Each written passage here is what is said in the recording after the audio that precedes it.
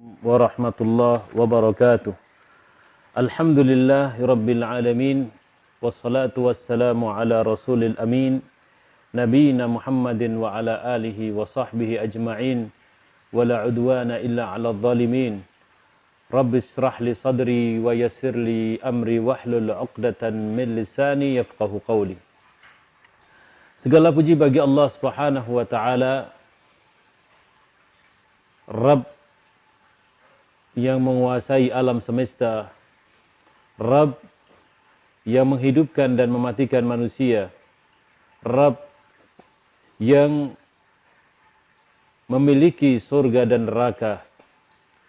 Salawat serta salam kepada junjungan kita Nabi Muhammad sallallahu alaihi wasallam, Nabi yang mulia, Nabi yang penuh kasih sayang kepada umatnya, Nabi yang telah mengajarkan syariat kepada umatnya, dan tidak ada sedikit pun daripada syariat itu kecuali diterangkan oleh beliau sallallahu alaihi wasallam. Di pagi hari ini, ma'asyiral muslimin wal muslimat, wali santri yang dirahmati Allah Subhanahu wa taala, santri-santri Al-Wafi, putra dan putri, dan seluruh pemirsa channel Al-Wafi Islamic Boarding School, kita sama-sama bersyukur kepada Allah Subhanahu wa taala atas limpahan nikmat dan karunia-Nya kepada kita semua, yang mana kita semua bisa mengikuti kajian-kajian yang disiarkan langsung oleh Al-Wafi Islamic Boarding School dalam rangka kita menimba ilmu, dalam rangka kita belajar kepada apa yang dimaukan oleh Allah Subhanahu wa taala dan apa yang dimaukan oleh baginda Rasulullah sallallahu alaihi wasallam di dalam Al-Qur'an dan sunnah Nabi Muhammad sallallahu alaihi wasallam.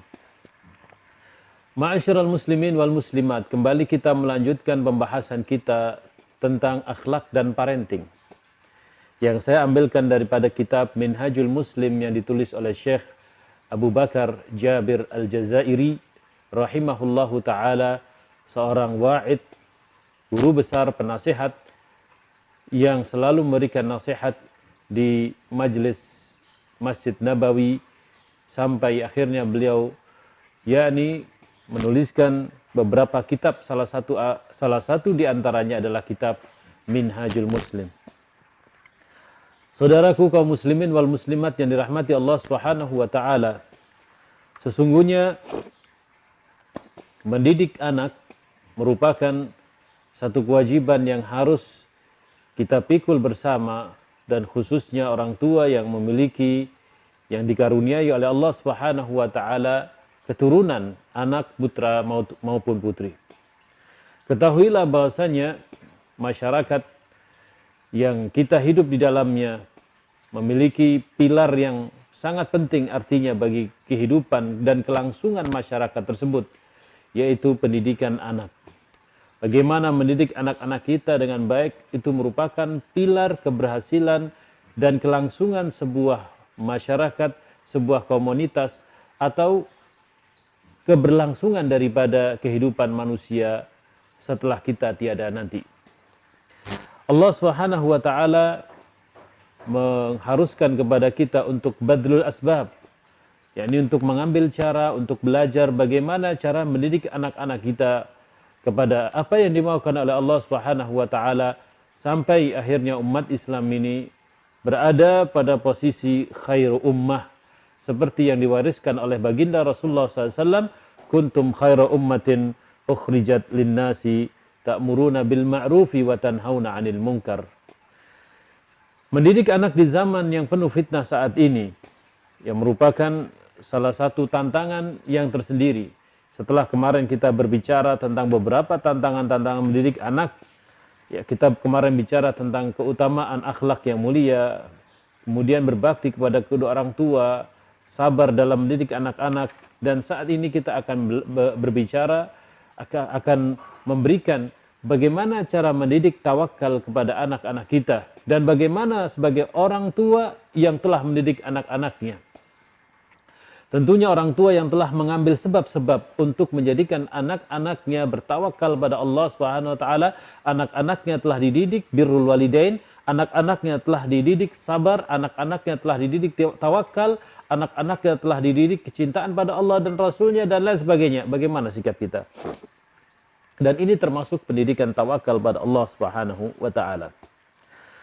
Saudara-saudara yang dirahmati Allah Subhanahu wa taala, tentunya tidak ada sesuatu yang terlambat. Kalau kita berbicara idealnya mendidik anak-anak kita, maka kita lihat apa yang pernah kita ucapkan sebelum kita menikah. Apa yang pernah kita cita-citakan sebelum kita menikah. Sebelum kita menikah, ya, selalu kita diberikan nasihat oleh penghulu, oleh ustadz yang hadir dalam pernikahan kita dengan nasihat-nasihat yang baik. Pertama kali kita mengadakan akad nikah, qabiltu nikaha wa tazwijaha fulanah binti fulan bimahril madkur, ya. Kami terima akadnya nikahnya fulana binti fulan dengan mahar yang telah tersebut. Dan saat ini kita bersama anak-anak kita mungkin mengingat sebelum mereka dilahirkan di atas bumi ini, ayahnya, ibunya telah mengatakan qabiltu, menerima amanat dari Allah Subhanahu wa taala untuk mendidik generasi manusia yang akan dilahirkan dari pernikahan yang sah. Dan itu merupakan mitsaqan ghalidha, satu perjanjian yang berat di sisi Allah Subhanahu wa taala.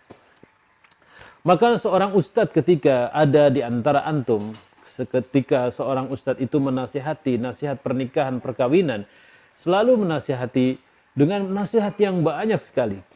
Inti daripada nasihat itu adalah menjadikan pengantin yang baru menikah, ya, pengantin yang sudah melakukan akad nikahnya ini, pasangan suami istri yang baru melaksanakan perjanjiannya atau akadnya ini, dia ingin menjadi keluarga sakinah, mawaddah, warahmah. Sakinah, mawaddah, warahmah. Sakinah yakni tentram, mawaddah penuh dengan kasih sayang, warahmah penuh dengan kelembutan, penuh dengan cinta kasih, sampai dia nenek-nenek, kakek-kakek, atau sampai keduanya meninggal. Subhanallah azim. Satu tujuan yang luar biasa, yakni membina, melahirkan, menghasilkan keluarga sakinah, mawaddah, warahmah. Akhirnya melahirkan anak-anak yang saleh dan salehah, melahirkan keluarga yang damai, tentram, adem, ayem, kasih sayang dan lain sebagainya. Itu tujuan orang menikah. Dan ini semua tidak mungkin terjadi kalau keluarga itu tidak membinanya, kalau ayah dan ibunya tidak menjadikan anak-anak yang dilahirkan sebagai anak-anak yang saleh atau salehah. Saudara-saudara, bapak-bapak dan ibu-ibu, ayah bunda yang kami hormati, yang kami muliakan, setiap kali kita sujud, setiap kali kita rukuk, kita mengucapkan Rabbi habli min ladunka dzurriyyatan salihah. Ya Allah, berikanlah aku rizki. Berikanlah aku rizki dari apa yang aku usahakan, apa yang aku hasilkan ini, dzurriyyatan salihah. Itu tujuan kita hidup, itu tujuan kita menikah, itu tujuan kita berumah tangga. Coba kita review lagi bagaimana kita memiliki janji kepada pasangan kita, memiliki dzurriyyatan salihah. Oleh sebab itu, Al-Quran mengajari kita, Rabbana hablana min azwajina wa dzurriyyatina qurrata a'yun. Itu satu doa yang diajarkan oleh Al-Quran, bapak-bapak dan ibu-ibu. Itu apa? Setiap kali kita bersujud, kita memohon pada Allah Subhanahu wa taala, kita selalu mengatakan Rabbi habli, ya Allah, Rabbana hablana, wahai Tuhan kami, wahai Rabb kami, hablana, berikanlah kepada kami, karuniakanlah kepada kami, berikanlah rizki kepada kami, dzurriyyatan salihah, yakni min azwajinya, berikanlah kepada istri-istri kami, berikanlah kepada dzurriyyah kami, keluarga kami, qurrata a'yun, apa yang menjadikan mata kami ini senang, mata kami ini sejuk ketika nanti kami telah tiada. Saudara-saudara yang dirahmati Allah Subhanahu wa taala, yang ideal adalah merencanakan pendidikan anak dari sejak istri atau dari sejak istri kita hamil sampai melahirkan, sampai terus anak ini menjadi dewasa, dan itu yang ideal. Tapi saya katakan lagi, tidak ada sesuatu yang terlambat. Sesuatu itu bisa kita ambil dengan apa yang kita inginkan, apa yang kita rencanakan saat ini. Dalam pepatah bahasa Arab dikatakan, ma la yudraku julluhu la yutraku kulluhu.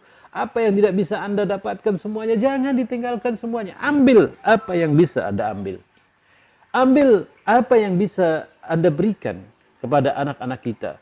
Didik apa yang bisa kita didik untuk anak-anak kita.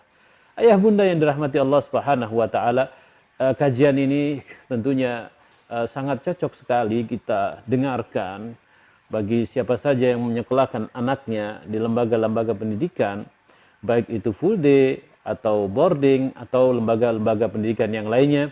Wabil khusus saya tujukan kajian ini untuk mereka yang belajar di Al-Wafri Islamic Boarding School, khususnya wali santri dan santrinya sendiri.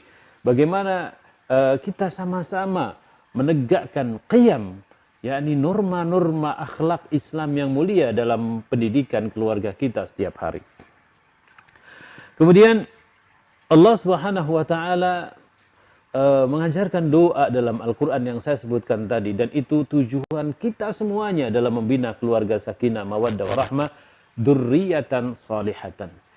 Kalau kita sekarang ini usianya udah 40 tahun, 45 tahun, 50 tahun, 60 tahun, kita sudah lewat masa itu. Tapi ternyata anak yang kita hasilkan, keluarga yang kita hasilkan tidak seperti yang kita inginkan. Ya, jangan pernah menyesal. Masih ada waktu untuk merubah anak-anak kita, keluarga kita kepada yang terbaik. Kalau kita sekarang ini baru permulaan, atau kita sudah memulai memiliki keluarga, tapi ada rencana akan mendapatkan karunia putra atau putri yang lainnya, maka dari sejak sekarang ini kita rencanakan pendidikan kita ini dengan baik. Pendidikan anak-anak kita dengan baik. Yang ideal, saudara-saudara, ya, kalau kita ingin melahirkan putra-putri dzurriyyatan salihah, keluarga yang saleh, sejak istri kita hamil, ya, sejak istri kita hamil, kita selalu berikan pendidikan-pendidikan Islam, ya. Salah satu contohnya membacakan murattal ketika istri kita hamil, ayat-ayat Al-Qur'an diperdengarkan, kemudian ketika baru melahirkan, ayat-ayat Al-Qur'an dibacakan kepadanya. Ketika anak itu mulai bicara, maka ajarkanlah perkataan Allah, Allah, Allah, Allah, daripada kita mengajarkan perkataan-perkataan A, I, U, B, G, G, Gu, G, dan lain sebagainya, tidak ada artinya. Tapi ucapkan Allah, Allah, Allah, Allah. Memang capek, memang susah, tapi ingat, pendidikan di waktu kecil itu, kata para pujangga Arab mengatakan, at-ta'limu fis saghari kan naqsi 'ala al-hajari wat ta'limu fil kibari kan naqsi 'ala al-ma'i. Mendidik anak dari kecil itu bagaikan kita mengukur di atas batu, memahat di atas batu. Pendidikan itu, mendidik anak-anak kita di waktu besar ketika mereka sudah SMA, sudah kuliah, ya, atau sudah jarang bertemu dengan orang tuanya, tiba-tiba datang bertemu dengan kita setelah mereka kuliah, penampilan yang berbeda, ininya seperti ini, ininya seperti ini. Di dalam hati kecil orang tuanya menyesal, kenapa saya mendidik anak-anak saya seperti ini? Ya. Di dalam hati kecilnya menyesal. Tetapi kenapa ini semua kita sesali ketika itu sudah terjadi? Maka kata orang yang belajar mendidik anak-anaknya di waktu kecil seperti dia mengukir di atas batu. Selalu ingat. Perkataan Allah yang diajarkan oleh orang tuanya akan selalu diingat ketika dia sudah mulai melenceng, ketika besarnya melenceng. Karena pendidikannya adalah benar, tarbiyahnya adalah benar. Ketika dia melenceng, dia akan kembali lagi pada jalan yang benar. Tetapi wat ta'limu fil kibari, dan belajar di waktu besar seperti mengukir di atas air. Ini perumpamaan ibarat pendidikan yang gagal. Ketika kita ingin mendidik anak-anak kita, sementara pikiran-pikiran mereka, hati mereka telah terkontaminasi dengan pemikiran-pemikiran luar. Liberal masuk, ya, ateis masuk, naudzubillah min dzalik, komunis masuk, kemudian sufi masuk, kemudian ini masuk, semua ngumpul dalam benak hati dia. Balik-balik ke orang tuanya, tidak seperti yang diharapkan oleh orang tuanya, tidak seperti yang diharapkan oleh Allah dan oleh Rasulnya.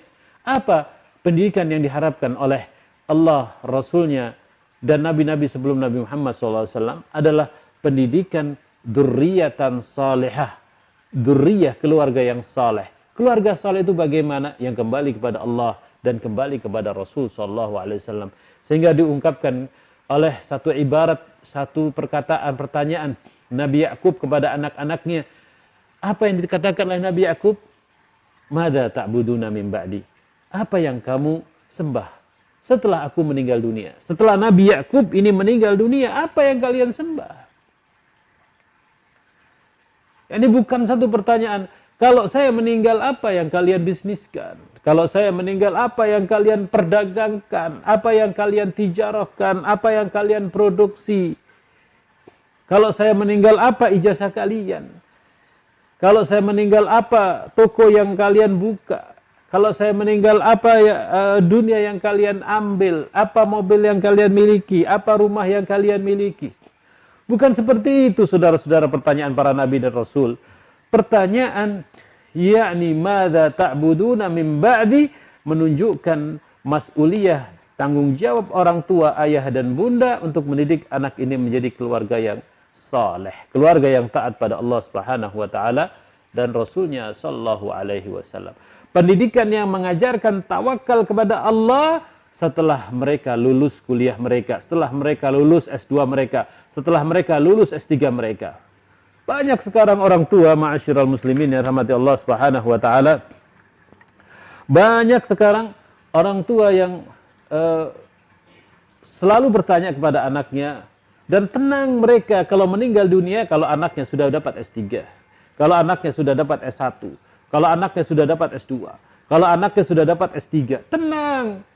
Seolah-olah hamnya mendidik anaknya yang dilahirkan ini, putra-putrinya yang dilahirkan ini hanya untuk dunia, hanya untuk wadhifah, mencari kehidupan dunia. Ya, akhirnya apa yang terjadi? Yang terjadi ketika dia tumbuh dewasa, ketika tumbuh menjadi orang yang sudah memiliki akalnya, pikirannya, itijahnya hanya kepada dunia dan lainnya hilang. La ilaha illallah wa la haula wa la quwwata illa billah. Rasul sallallahu alaihi wasallam, ma'asyiral muslimin yang rahmati Allah Subhanahu wa taala, mengajarkan kepada kita tentang tawakal ini, dan ini saya ambilkan dari kitab Minhajul Muslim. Fal-faslu tsani ats-tsalits fi khuluqit tawakkul 'ala Allah ta'ala wal i'timadi 'ala an-nafs. Al-muslim la yara at-tawakkul 'ala Allah ta'ala fi jami' a'malihi wajiban khuluqiyan fahasb, bal yarahu faridatan diniyatan wa ya'udduhu aqidatan islamiyatan.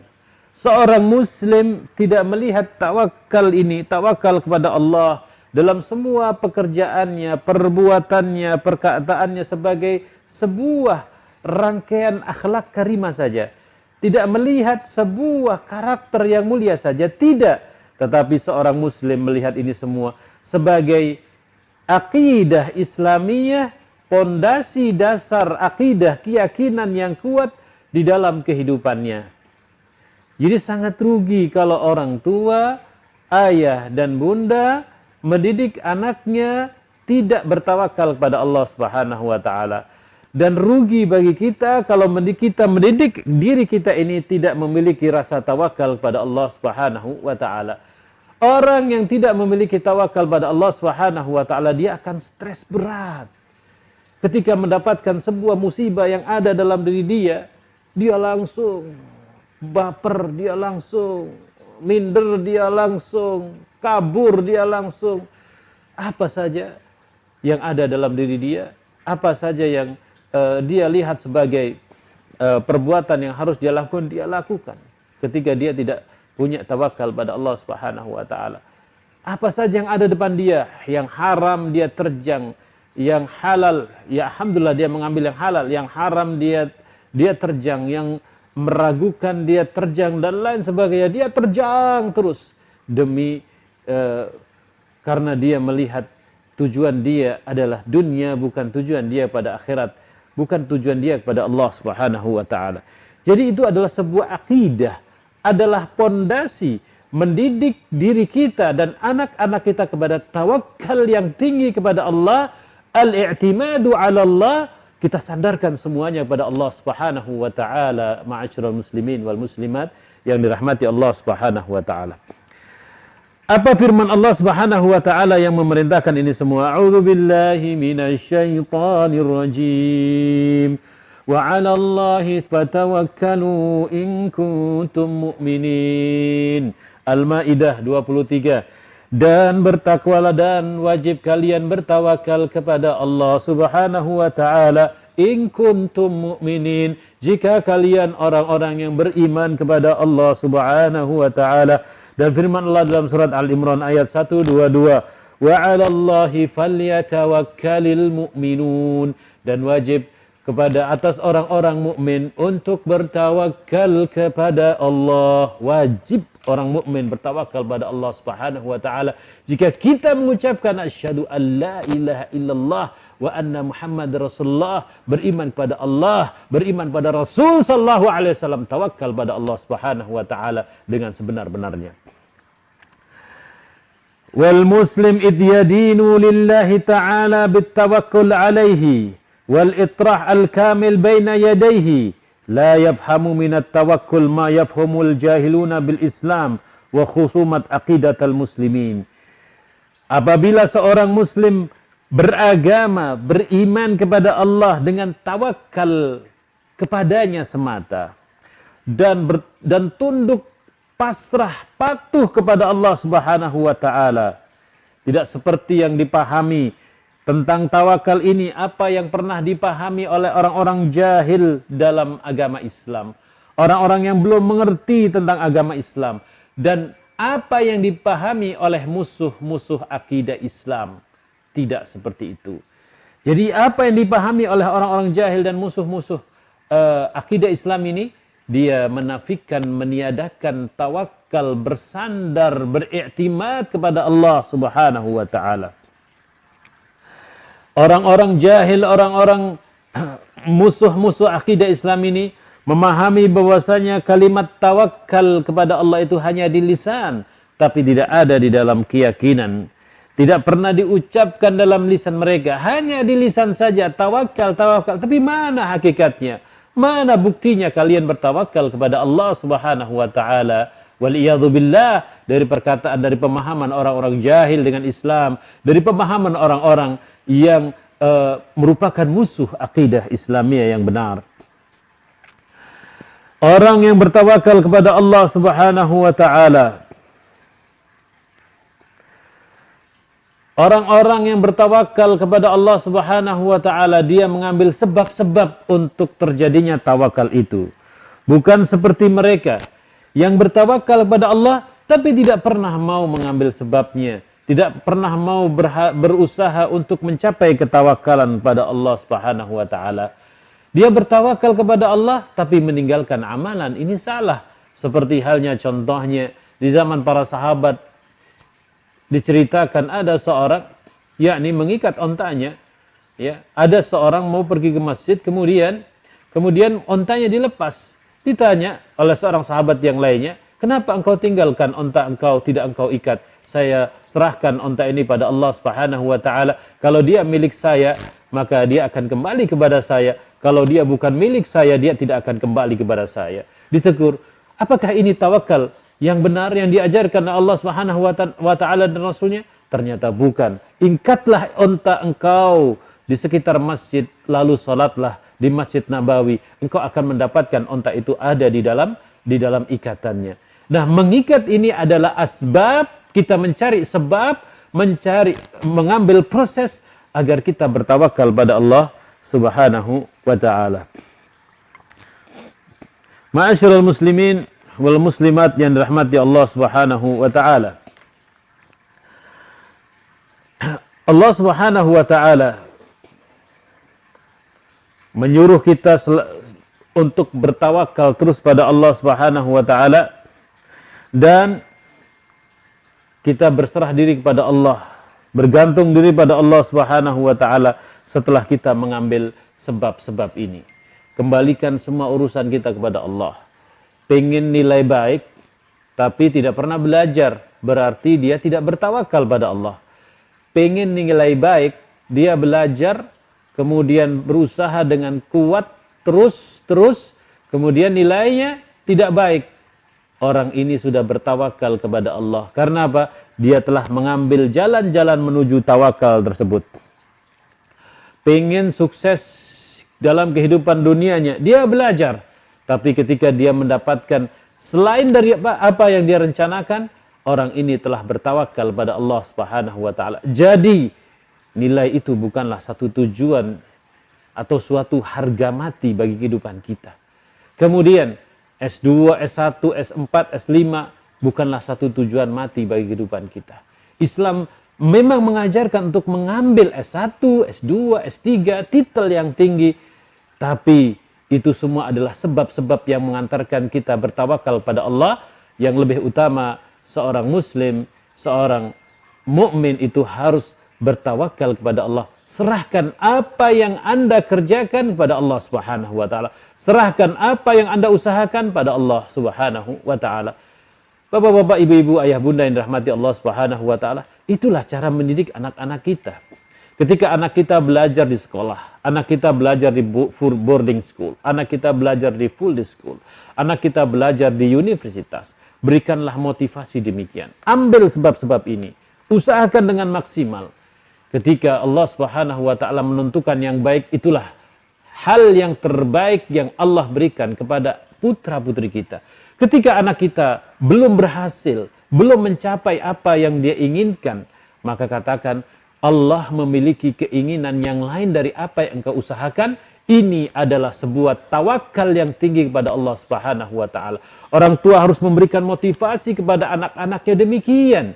Bukan istilahnya orang tua tidak memberikan motivasi, ngedonkan mental mereka, tidak memberikan iktimad, rasa percaya diri dia kepada Allah Subhanahu wa taala yang tinggi, tidak pernah memberikan kepercayaan pada diri dia yang sangat tinggi, justru didonkan. Malah kadang-kadang kita mendapatkan beberapa orang tua justru memarahi lembaga pendidikannya, memarahi gurunya, memarahi wali kelasnya, memarahi ininya, itunya dan lain sebagainya, seolah-olah mereka inilah yang menggagalkan tujuan hidupnya. Bukan demikian, wahai ayah dan bunda. Kemudian anak-anaknya bagaimana? Anak-anaknya juga melakukan hal yang sama. Karena orang tua cerminan daripada anaknya. Apa yang ada pada anaknya, itu yang ada pada orang tua. La haula wa la quwata illa billah. Anak-anak nyalakan ini, nyalakan itu. Dia tidak pernah introspeksi kepada dirinya. Apakah dia selama ini telah mengambil sebab tawakal kepada Allah yang tinggi, atau dia hanya bermalas-malasan? Nah, di sini kedua belah pihak. Anaknya harus paham, untuk mengambil kesuksesan itu perlu sebab, perlu wasilah, perlu cara, perlu perantara yang akan mengantarkan ke dalam kesuksesannya. Orang tua pun juga harus memiliki hal yang sama. Sinkronisasi kedua pendidikan anak dan orang tua dalam tawakal pada Allah ini harus terjadi. Apalagi mereka sedang menitipkan anaknya ke lembaga lain, ke orang lain, ke guru lain, bukan dirinya sendiri yang mendidiknya. Kemudian kalau seandainya ma'asyiral muslimin, orang tua mendidik anaknya itu sendirian di rumah.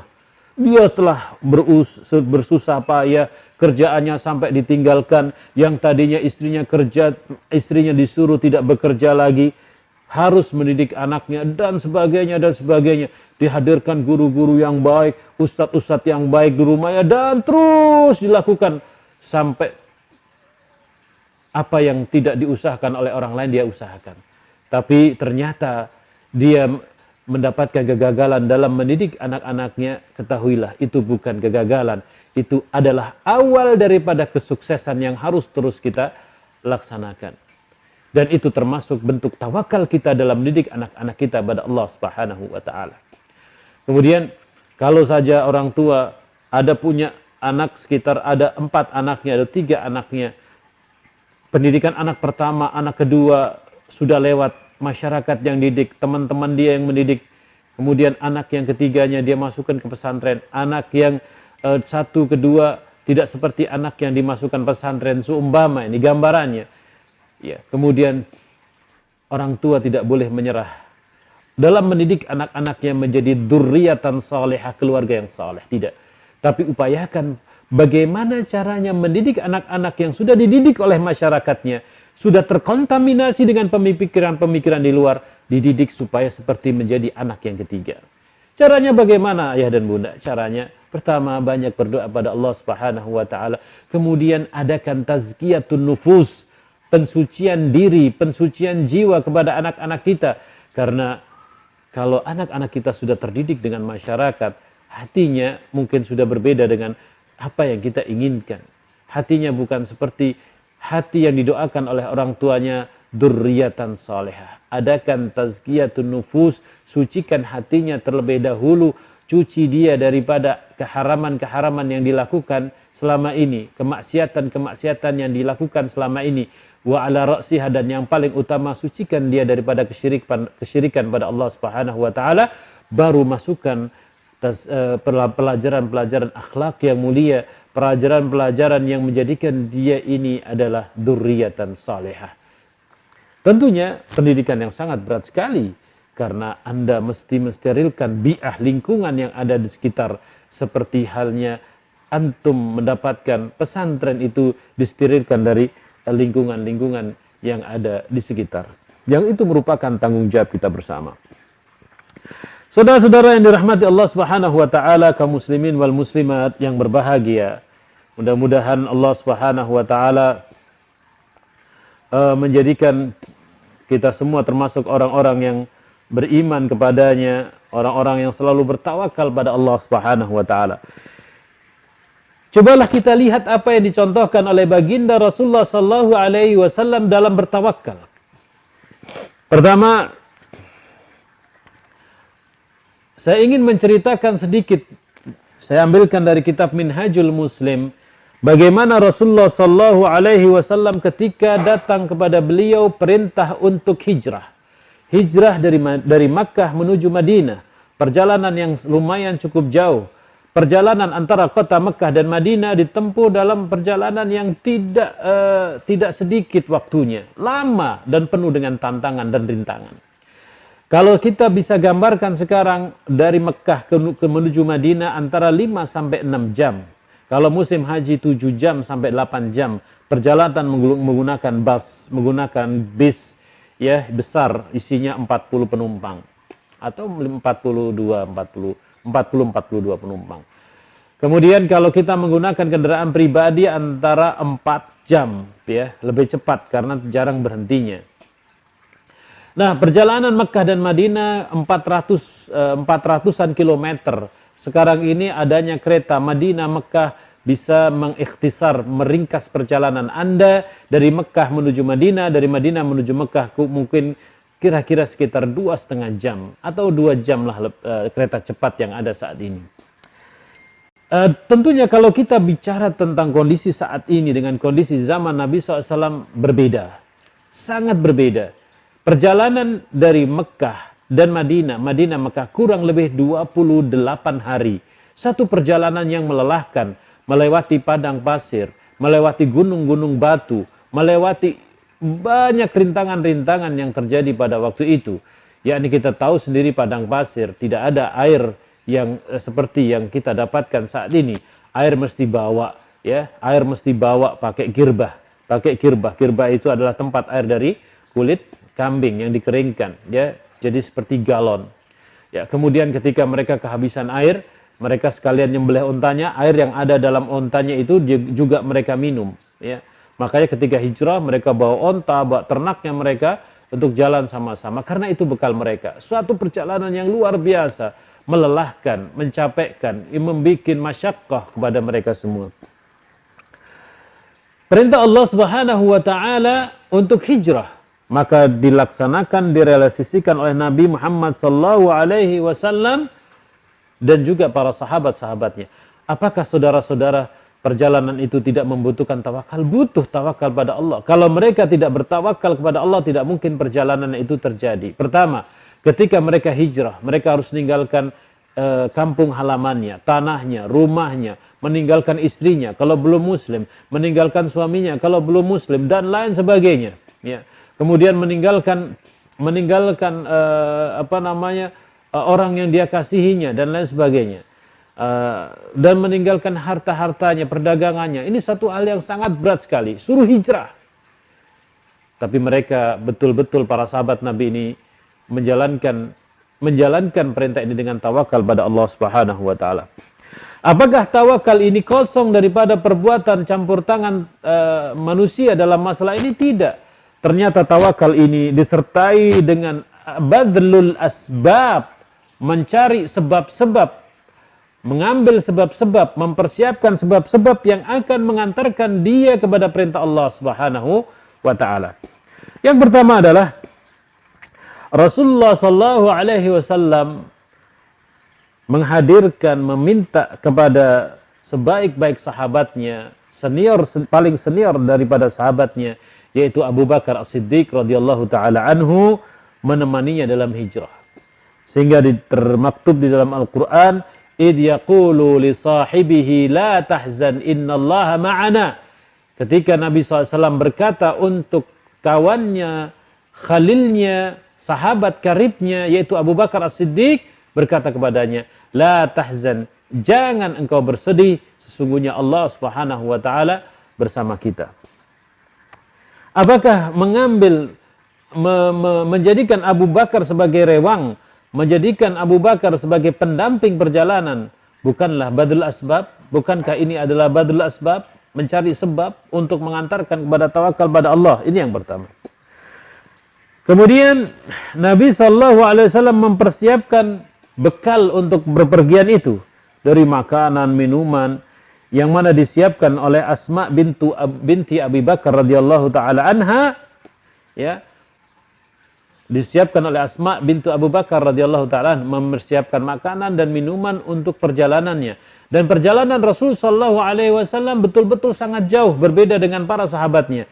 Kalau sahabat Nabi Muhammad sallallahu alaihi wasallam mereka berjalan dari Mekah ke Madinah menggunakan jalur-jalur biasa, kalau Nabi SAW menggunakan jalur yang bukan biasa. Artinya, sehingga Nabi SAW tersembunyikan dari pantauan orang kafir Quraisy yang tadinya biasanya lewat arah sini. Nabi SAW mutar dengan Abu Bakar As-Siddiq, sahabat Nabi Muhammad SAW, melewati jalan yang lain, sehingga tidak mudah terdeteksi oleh musuh, oleh orang-orang kafir Quraisy, karena mereka semuanya ingin membunuh Nabi Muhammad SAW.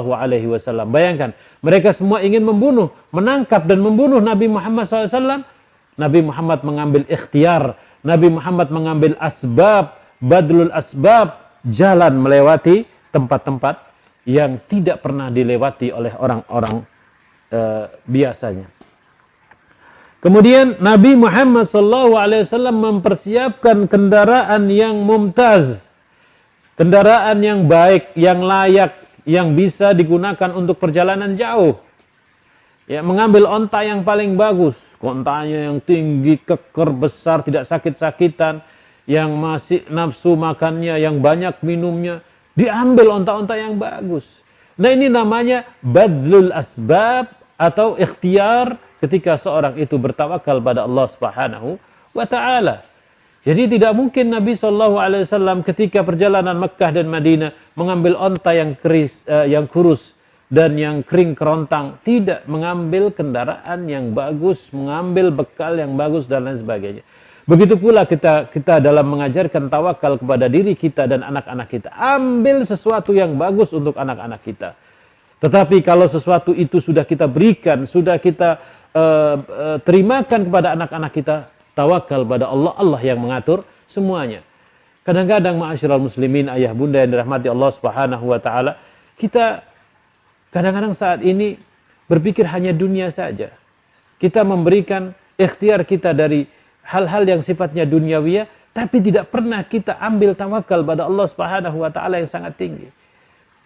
Terjadinya virus wabah pandemi COVID-19 ini, COVID-19 ini, ya, kita mengambil untuk anak-anak kita yang terbaik, ya, memakai masker, memakai sarung tangan, tidak pergi keluar, habis itu kembalikan pada Allah. Allah yang ngatur semuanya.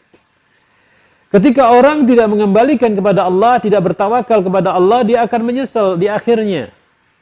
Wah, anak sudah ngasih masker anak-anak, sudah ngasih kaos tangan anak-anak, tidak boleh mereka keluar dari rumahnya, toh masih kena juga. Ini namanya orang tidak bertawakal pada Allah, tidak punya i'timad yang tinggi pada Allah Subhanahu wa taala. Seorang telah memasukkan anaknya di pesantren, kan pesantren bagus, institusinya malaikat semua. Tapi kenapa ya setelah saya didik di pesantren, kok anak saya tidak seperti ini, tidak seperti itu.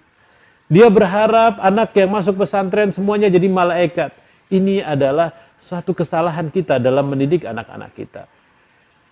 Allah Subhanahu wa taala Maha tahu apa yang ada dalam hati kita. Setelah kita mengambil asbab, mengambil sebab-sebab menjadikan anak ini saleh atau salehah, kembalikan kepada Allah. Ya Allah, sesungguhnya aku telah melakukan ini dan ini dan ini, dan saya kembalikan kepada Engkau yang menciptakan anak kami, yang telah menghidupkan anak kami dan akan mematikan kami semuanya.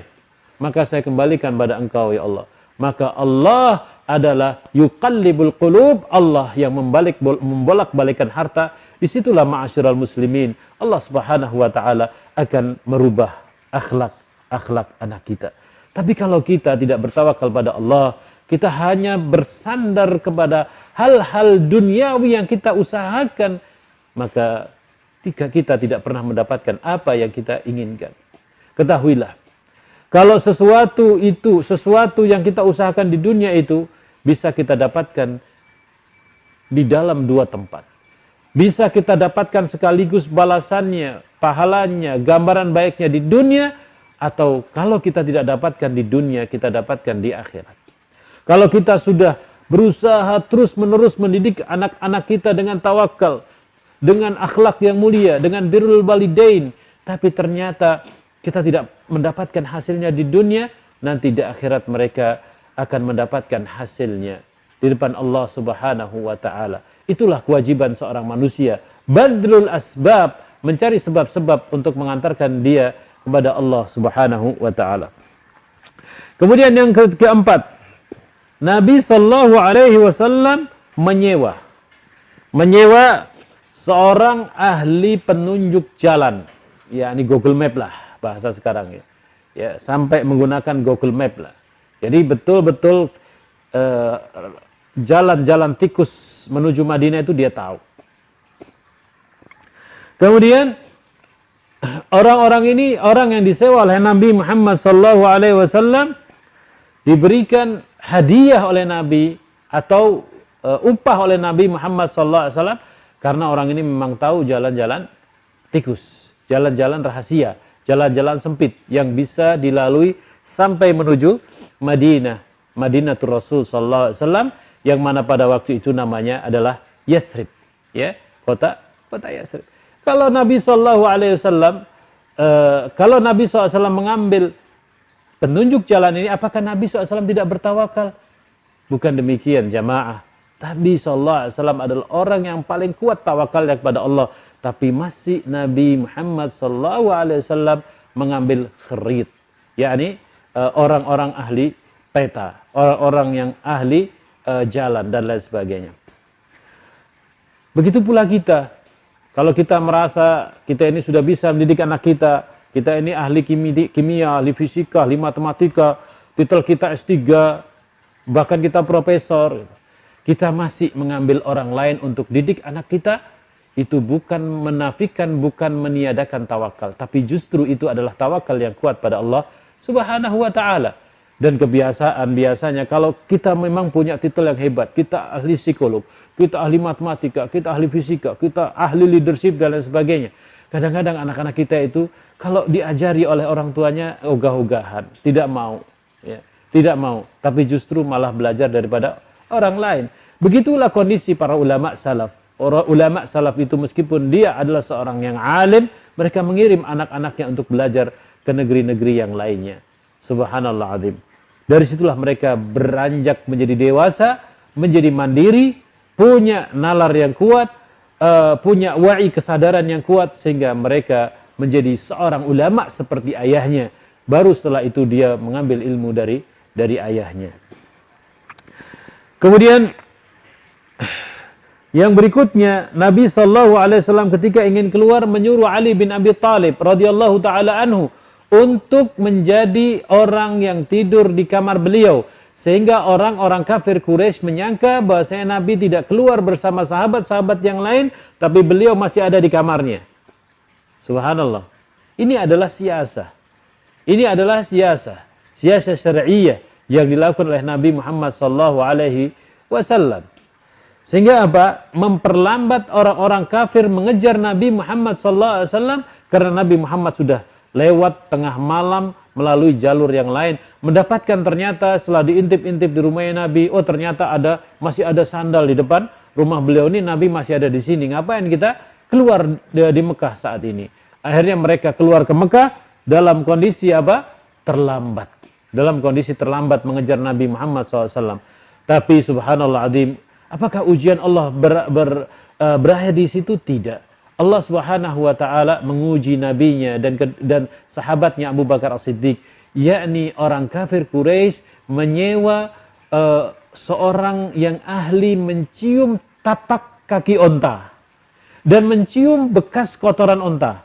Ini tapak kaki onta ini mesti arahnya kemana? Disewa.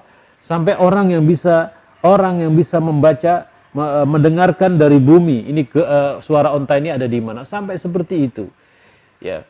Dan ini bukan dukun dan sebagainya, itu adalah ahli yang ada di zaman Badui saat itu. Kalau kita sekarang ini banyaklah ahli-ahli yang dibutuhkan, yang dibuktikan secara ilmiah.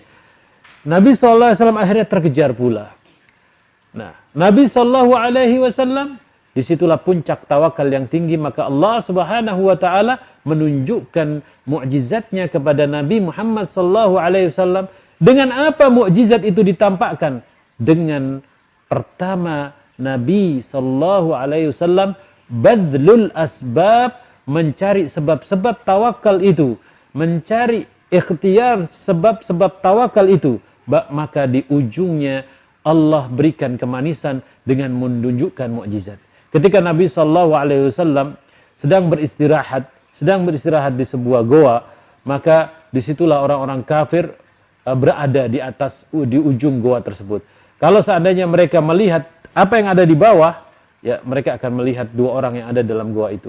Tapi Allah tunjukkan berkat tawakal yang tinggi pada Allah Subhanahu wa taala, Allah tutup muka goa tersebut dengan burung. Ya, meskipun riwayat ini adalah lemah, kemudian dilemahkan riwayat ini oleh Syekh Albani rahimahullahu taala dan dimuat dalam kitab Sirah As-Sirah An-Nabawiyah As-Sahihah yang ditulis oleh Syekh Akram Diya Al-Umari, ya, mendhaifkan riwayat tersebut.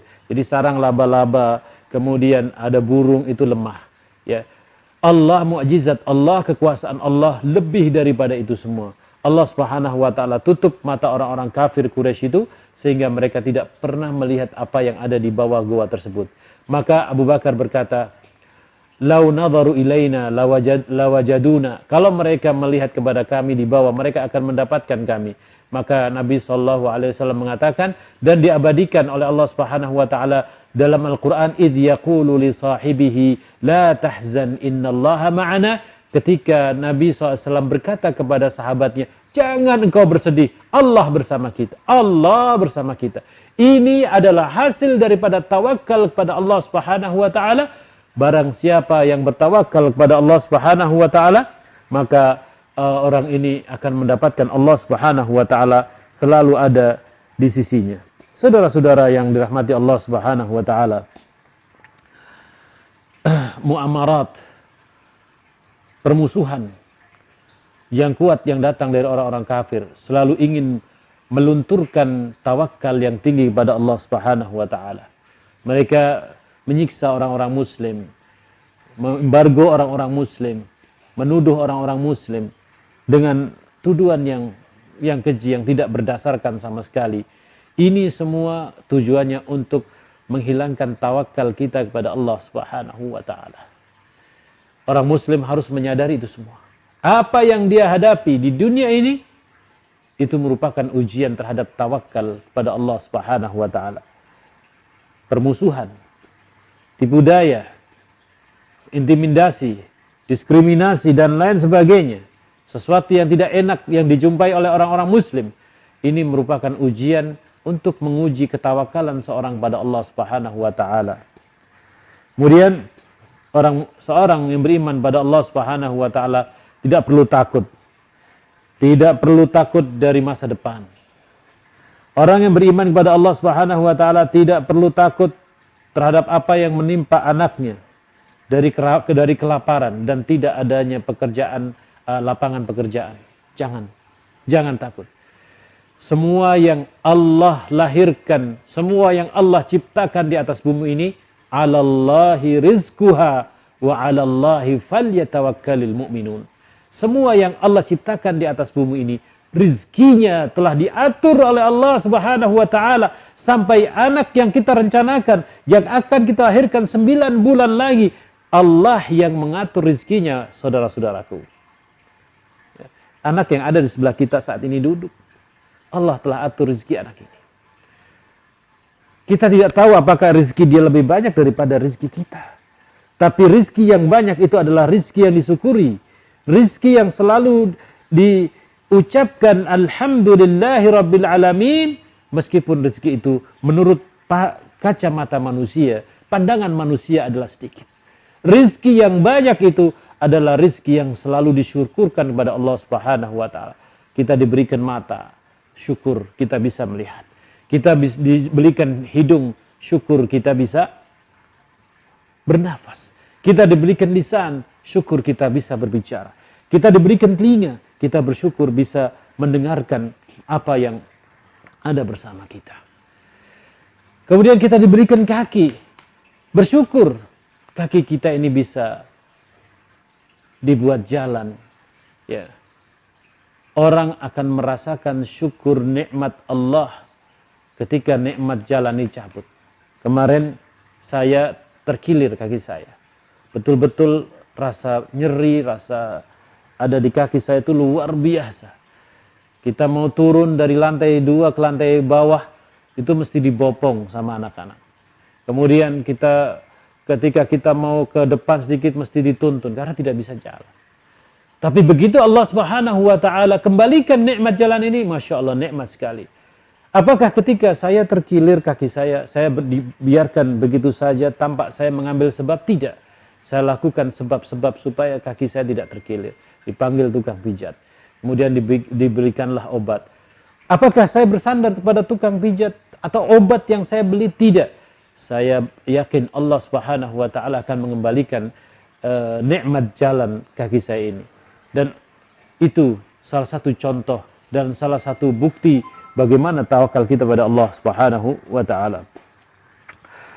Ayah dan bunda tidak perlu takut kepada wabah yang sekarang ini terjadi. Itu semua takdir pada Allah, takdir Allah yang ada pada kita. Namun Allah Subhanahu wa taala memberikan takdir yang terbaik. Ya, takdir yang pertama adalah takdir kita lari daripada penyakit. Takdir yang kedua, tidak ada penyakit yang menular. Tidak ada penyakit yang menular. Dua-duanya adalah takdir Allah Subhanahu wa taala. Yang ini Allah takdirkan bahwa penyakit itu kita disuruh lari daripada penyakit, dan takdir yang kedua tidak ada penyakit yang menular. Semuanya karena izin Allah Subhanahu wa taala. Oleh karenanya termasuk salah satu hal yang menjadikan tawakal kita kepada Allah Subhanahu wa taala, kita mengikuti anjuran-anjuran WHO, protokol WHO dalam kesehatan, protokol Kementerian Kesehatan dalam wabah yang sekarang ini terjadi. Bukan malah kebalikannya, yakni dia berbuat sesuatu yang tidak masuk di akal. Ya, ada orang kenapa takut sama corona? Mana corona, ditantang-tantang. Di sini nanti saya bunuh kamu corona, dengan perkataan-perkataan yang kurang bagus. Subhanallah, ini tidak masuk di akal. Ini orang yang tidak tawakal pada Allah Subhanahu wa taala dan lain sebagainya yang kita temui di medsos yang banyak sekali beredar, seolah-olah orang ini menganggap mati itu cuma satu, ya, sebabnya banyak. Iya memang, tapi Allah Subhanahu wa taala menjadikan sebab, dan itu bentuk tawakal kita kepada Allah Subhanahu wa taala. Ayah dan bunda, ketahuilah bahwasanya hasil yang terbagus, yang terindah, yang termulia dalam kehidupan kita, yaitu kita selalu menjadikan akhlak anak-anak kita annana ma'allah, bahasanya kita semua bersama Allah Subhanahu wa taala. Annana ma'allah. Ini pendidikan akidah yang mulia. Tanamkan itu sebaik-baik hasil pendidikan untuk anak-anak kita. di keluarga kita. Tanamkan kepada mereka annaka ma'allah wa annana ma'allah. Sesungguhnya engkau wahai anakku akan terus bersama Allah. Jangan khawatir. Allah yang menjamin kehidupanmu, kesehatanmu, asuransimu dan semuanya. Kita hanya mengambil sebab-sebab untuk menuju ke sana. Allah yang memberikan semuanya. Yang memberikan kesehatan Allah, yang memberikan kematian Allah, kehidupan Allah, semuanya yang menjamin engkau adalah Allah, bukan kami orang tuamu. Tanamkan kepada anak-anak kita demikian. Orang tua ini, ayah bunda ini hanya mengambil sebab untuk mendapatkan tawakal ini pada Allah Subhanahu wa taala. Betapa mulia ayah bunda kalau kita ucapkan kata-kata demikian. Kemudian tanamkan kepada anak-anak kita. Tanamkan hanya bersandar, bertawakal kepada Allah, dan tanamkan kepada diri kita semua, khususnya anak-anak kita, bahasanya berputus asalah terhadap apa-apa yang ada di tangan manusia. Yang ada di tangan manusia tidak lama umurnya. Ridon nasi ghayatun la tudrak. Dalam pepatah bahasa Arab dikatakan demikian. Keridhaan manusia sesuatu yang tidak bisa dicapai. Karena manusia ini banyak pikirannya. Waridallah ghayatun tudrak. Kebalikannya, mencari ridha Allah adalah sesuatu yang bisa kita dapatkan dengan mudah. Mencari ridha Allah lebih mudah daripada mencari ridhanya manusia. Apa yang ada di tangan orang saat ini, apa yang ada di tangan orang dari kekayaan, pangkat, derajat itu akan hilang. Apa yang ada di dalam kekuasaan Allah dan tangan Allah tidak akan hilang. Manusia bisa meminta kepada Allah Subhanahu wa taala. Maka Allah Subhanahu wa taala berfirman, "Wa tawakkal 'alal hayy alladzi la yamut." Bertawakkallah kalian 'alal hayy, kepada zat yang hidup, yang tidak pernah mati, ya, yang selalu mengawasi kehidupan makhluknya. Alal hayyil ladzi la yamut. Hayy la yamut adalah Allah Subhanahu wa taala. Alal hayy huwallahu taala wahdak. Tanamkan itu pada pendidikan anak-anak kita. Ketahuilah ma'asyiral muslimin, ayah bunda yang dirahmati Allah Subhanahu wa taala, kullu thiqatin ma'a ghairillahi ta'ala kadhibun wa kharibun. Setiap kepercayaan, kita percayakan nasib kita kepada selain Allah, siapapun dia. Kita percayakan nasib kita kepada selain Allah, siapapun dia. Kata para ulama, kadhibun, kedustaan, wa kharibun, dan kerusakan. Jangan pernah kita berikan anak-anak kita percaya, memiliki kepercayaan kepada selain Allah Subhanahu wa taala. Percaya kepada Allah yang mengatur kehidupan kita semuanya.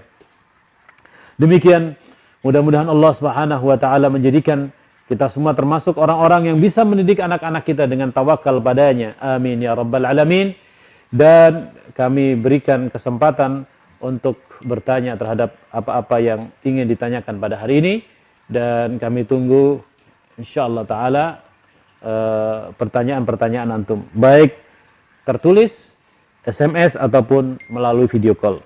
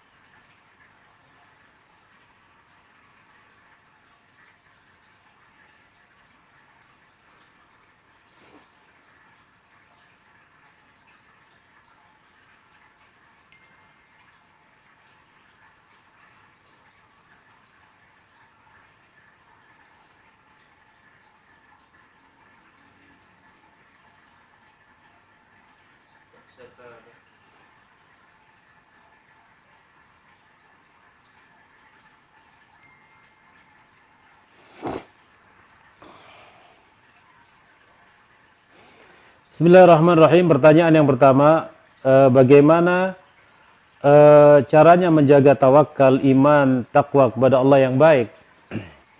Saudara-saudara, pertanyaan dari santri Pasha Ardena Kusuma, ya, dari Surabaya. Pertanyaan yang sangat bagus sekali, yakni bagaimana cara menjaga tawakal pada Allah Subhanahu wa taala, iman, takwa kepada Allah Subhanahu wa taala. Pertama, menjaganya adalah jaga cinta kepada Allah dan Rasul-Nya.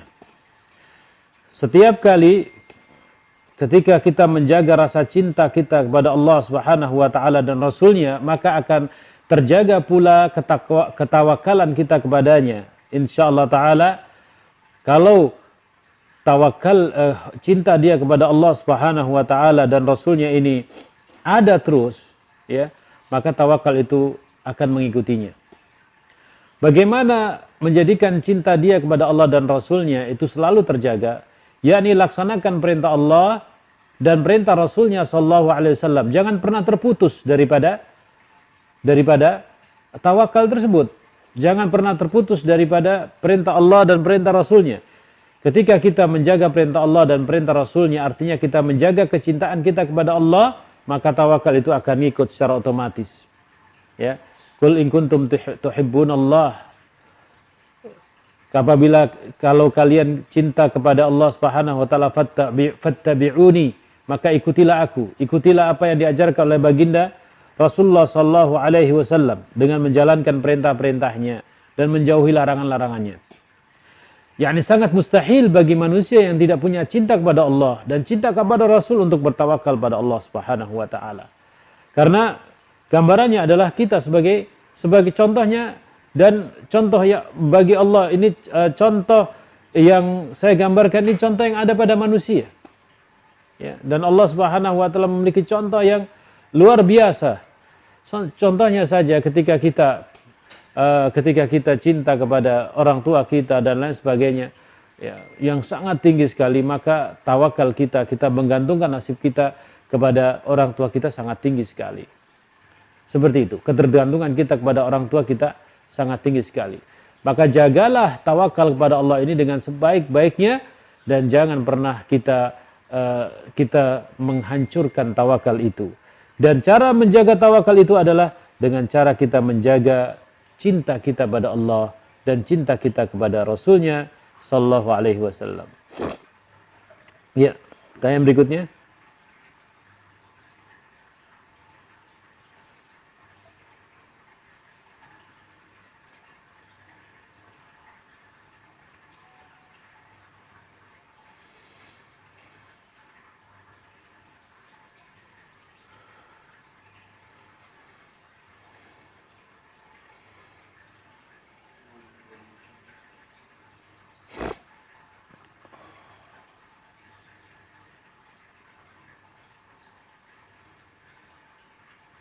Ya, pertanyaan berikutnya ada Kak?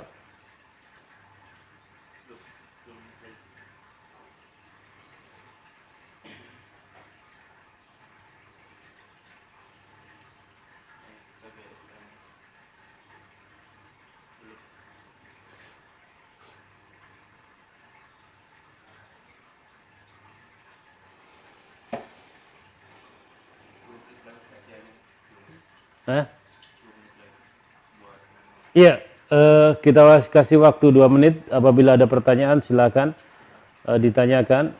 Kalau tidak ada pertanyaan maka kita akan tutup, dan mohon untuk disetelkan kajian putaran kepada anak-anak kita di rumah-rumah kita untuk kajian tawakal pada Allah ini. Mudah-mudahan yang tidak menghadiri kajian ini bisa mendapatkan faedahnya dari siaran ulangnya atau rekamannya. Ya. Dan apabila ada pertanyaan nanti silahkan ditanyakan. Insyaallah taala kita akan memiliki kajian kitab Kabair di maghrib hari ini insyaallah taala, yang kita mulai persis setelah sholat maghrib. Dan jadi diharapkan para santri untuk sholat maghrib pada waktunya dan langsung menghadiri kajian live yang akan kita siarkan nanti ba'da maghrib insyaallah taala. Dan kita tutup kajian kita ini dengan doa takfirul majlis. Subhanakallahumma bihamdika asyhadu an la ilaha illa anta astaghfiruka wa atubu ilaik. Assalamualaikum warahmatullahi wabarakatuh.